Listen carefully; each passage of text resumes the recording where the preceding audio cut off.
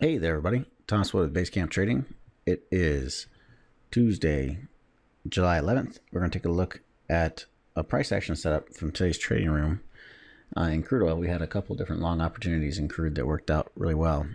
And the first one I want to talk about is important because this is one where we had a $30 risk and took out 16 ticks off a 3 ticks risk, which is it's not that it's the biggest gain or anything, but it's the setup that led into the breakout and the reward risk ratio that you got on that breakout. That's why it's important, because that reward risk, if you can do that over and over and over again, that makes it very, very easy for you as a trader to be long-term profitable. The better that reward risk ratio is, the easier it is to be a long-term successful trader. So with that being said, the setup that we're looking at here was on a 500 tick chart. We had a resistance up at 44.33 after crude oil had rallied up strong from the bottom. Now, one thing that happened is we were in a channel, okay, where we had support at 44.21. We broke through the lower end of the channel and it immediately turned around. Then it came back down and broke that support one more time and immediately turned around.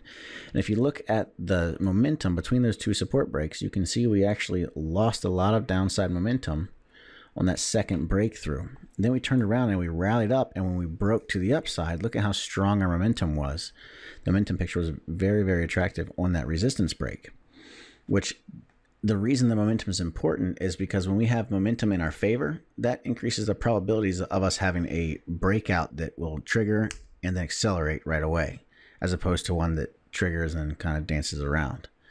All right, so keep that in mind. Again, I preach this all the time. Make sure you're looking at momentum as well as price action, because those are the two most important things. And you can find setups like this all the time that work out really, really well. So that's all I have for you for today. I will see you in the trading room bright and early tomorrow morning. We have Janet Yellen speaking tomorrow, so it should get some pretty good volatility. But that's it for today. Until next time, happy trading.